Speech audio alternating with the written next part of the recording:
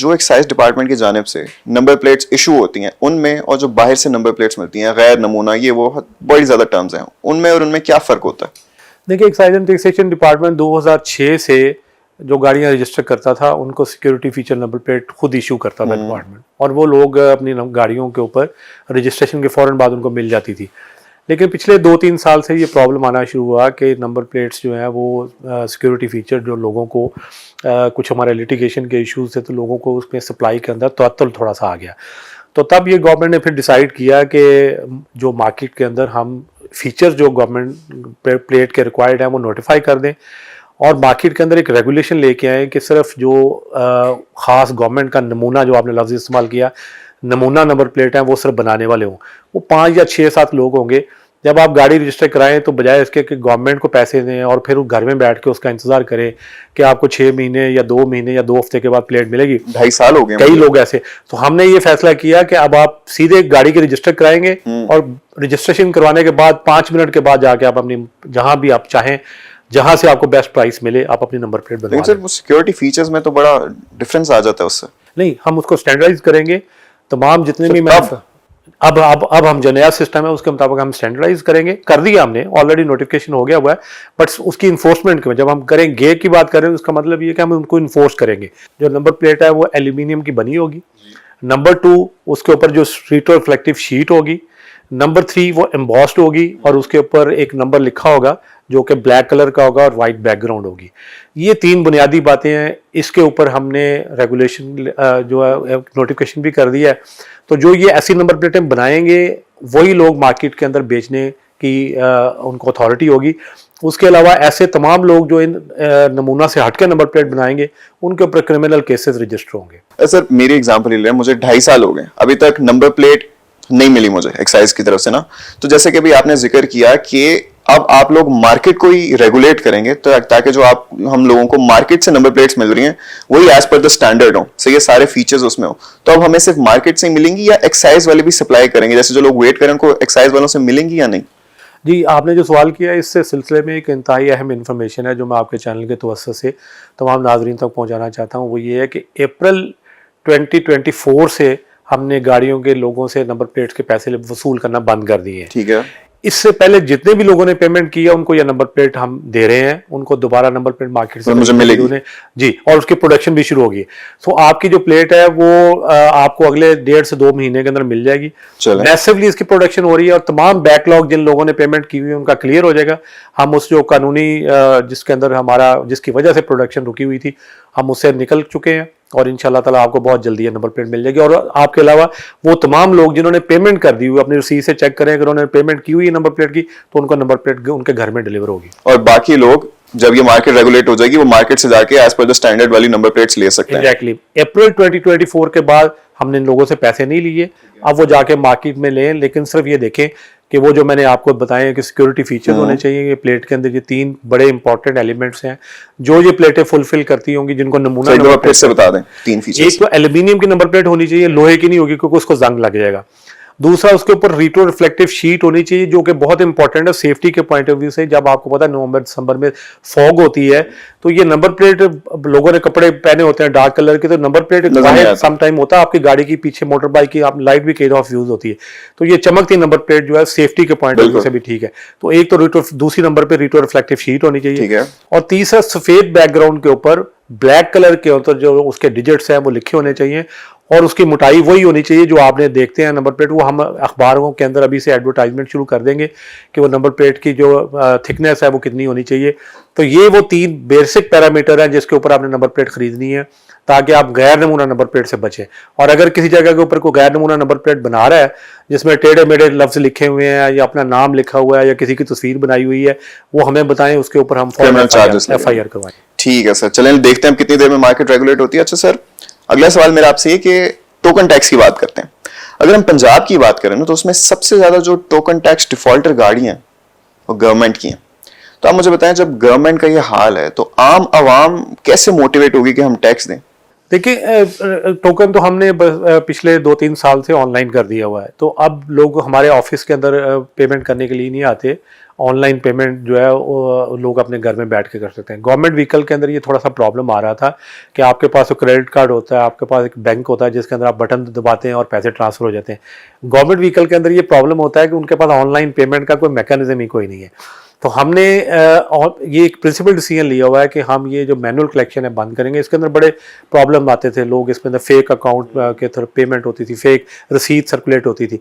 तो चूंकि ये हमने सिस्टम के ऊपर शिफ्ट हुआ, तो कुछ डिपार्टमेंट ऐसे हैं जिन्होंने अभी तक इसके ऊपर ऑनलाइन पेमेंट का कोई उन्होंने सिस्टम डिफाइन नहीं किया।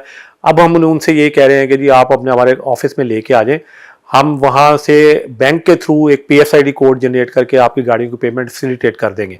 तो मेरा ख्याल ये परसेप्शन अब ज़्यादा है। अगर आप चेक करेंगे तो आपको तकरीबन 80% गवर्नमेंट की व्हीकल्स क्लियर मिलेंगी। 20% का इशू ऑनलाइन पेमेंट का ही है, वो हम उसको फैसिलिटेट कर रहे हैं।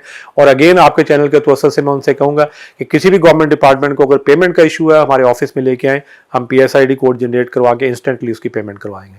ठीक है। अच्छा सर, एक और मसले की बात करते हैं। हाल ही में हमने देखा है कि बायोमेट्रिक स्किप करके कोई 2000 लोग थे जिनको अपनी गाड़ी की ओनरशिप मालकियत से मरहूम कर दिया गया। तो मुझे बताएं ये सारा मामला क्या था और क्या इसका हल निकला अभी तक?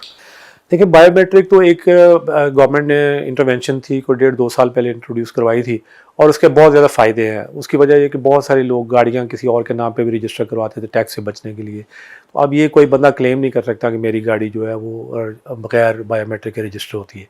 ये जो आपने केस पॉइंट आउट किए हैं, ये ऐसी गाड़ियों के बारे में थे जो कि बहुत पुरानी लोगों के पास थी, लोगों ने उनको ट्रांसफ़र नहीं करवाया और उन्होंने हमारे जो हमारे फ्रंट एंड के ऊपर जो काम कर रही है ऑर्गेनाइजेशन, एक गवर्नमेंट की ऑर्गेनाइजेशन है जो काम कर रही है, उनके ऑफिस के अंदर किसी लोग ने, एक्साइज एंड टैक्सेशन के लोग नहीं थे बट उनके ऑफिस के अंदर के कुछ लोग थे जिन्होंने सिस्टम को मैनिपुलेट किया।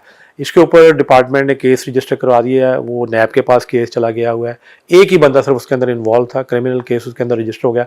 हमने उनको सारे के सारे केसेस को रिवर्स कर दिया है। ठीक है। तो किसी भी ओनर का राइट जो है उससे डिप्राइव नहीं हुआ, बट जो फ्रॉड इसके अंदर हुआ था उसमें जो एक बंदा इन्वॉल्व था उसके अगेंस्ट केस रजिस्टर हो गया। ठीक है। तो जो लोग इसमें विक्टिम थे उनको सबको ओनरशिप मिल चुकी हुई है कि हाँ जी, किसी बंदे के साथ कोई बंदा, आप वो जो आप जिन केसेस का आपने पॉइंट आउट किया, फौरी तौर पे हमने सारे केस रिवर्स किए। एक भी आप हमारे पास केस ऐसा पेंडिंग नहीं जिसके अंदर कोई बंदा हमारे पास ये ग्रीवेंस लेके आया होगा कि ये गाड़ी मेरी किसी ऐसे बंदे को ट्रांसफर होगी जिसको मैं नहीं करना चाहता। So it's been totally resolve. तो इसको मैटर को फिलहाल हमने उस तरह से रिजॉल्व कर लिया है।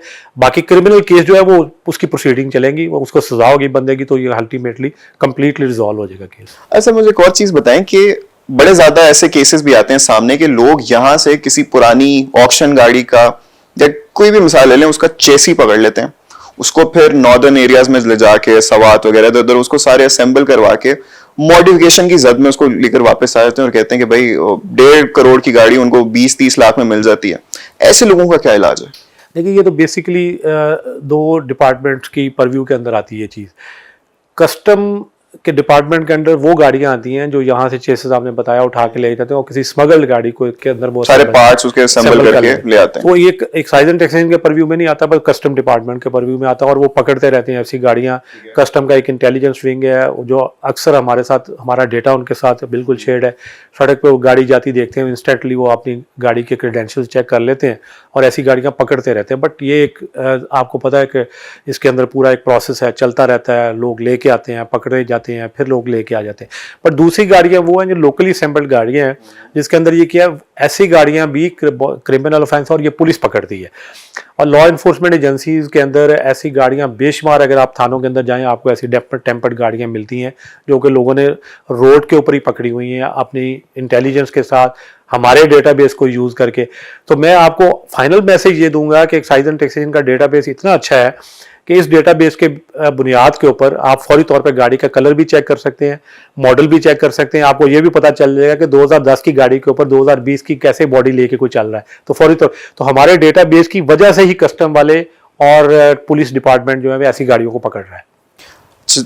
इसी से एक और सवाल मेरा उठता है, वो ये है कि टोकन टैक्स जो है वो इंजन साइज पर लगता है। ठीक है, कितने सीसी की गाड़ी उस पर उतना सर्टेन अमाउंट टैक्स लगेगा। अब कोई छोटी गाड़ी ले ले फॉर एग्जांपल, अब उसमें इंजन स्वैप करके कोई बड़ा इंजन लगा दे, तो फिर उस पर जो पुराना इंजन साइज था उस लिहाज से टोकन टैक्स लगेगा या जो नए इंजन है उस लिहाज से? ये हमने अभी 1 जुलाई 2024 से सिस्टम को चेंज कर दिया है। अब हम टोकन टैक्स जो है गाड़ी की वैल्यू के मुताबिक लेंगे, इंजन ठीक के है। मुताबिक नहीं लेंगे। अब इसका मतलब यही है कि अगर जो गाड़ियां आज की डेट में रजिस्टर होंगी और अगर एक गाड़ी की कीमत आज की डेट में 1 करोड़ है, जी तो उसके मुकाबले में जो गाड़ी जब रजिस्टर हुई थी आज से 10 साल पुराना मॉडल 50 लाख का, तो 50 लाख रुपए वाली गाड़ी जो है उसके मुताबिक टैक्स देगी और जो 1 करोड़ वाली गाड़ी है उसके मुताबिक देगी। अब उसमें इंजन चेंज होना जो है वो मैटर नहीं मैटर नहीं करता। अब आप solely based on the car's value उससे टोकन टैक्स आप असेस करेंगे। ठीक है। अच्छा सर, अभी रिसेंटली कराची में ऑक्शन हुई है, 10 करोड़ की नंबर प्लेट गई है, मल्टीपल नंबर प्लेट्स की ऑक्शन हुई है। तो आप मुझे बताएं कि ये ऑक्शन का पर्पस क्या होता है, जो ऑक्शन से पैसा आ जाता है वो किधर जाता है? देखिए, मैं देख रहा था सोशल मीडिया के ऊपर बड़ी इंटरेस्टिंग डिबेट इसके ऊपर चल रही है आजकल।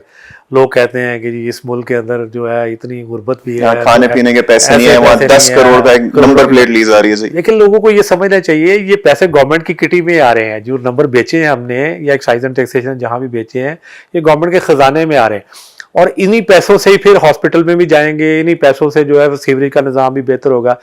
अच्छा, अब ये किस हद तक जायज़ है? अगर सोसाइटी में कुछ लोग ऐसे हैं जिनके जो ये बहुत ज्यादा अफोर्ड करते हैं कि ऐसा नंबर खरीद रहे हैं, तो एक्साइज एंड टैक्सेशन डिपार्टमेंट उनको एक नंबर, डिस्प्ले नंबर जो है वो बेच रहा है, तो जो उसके पैसे आ रहे हैं वो गवर्नमेंट के खजाने में आएंगे और उसका कोई मसला नहीं है। जब वो एक दफ़ा खजाने में आ जाते हैं तो फिर गवर्नमेंट की मर्जी है कि उस पैसे को कहाँ खर्च करती है। हेल्थ पे खर्च करती है, सीवरेज पे खर्च करती है, आगे सैनिटेशन पे खर्च करती है। सो ये बी सेटिस्फाइड के पैसे ज़ाया नहीं जाते हैं।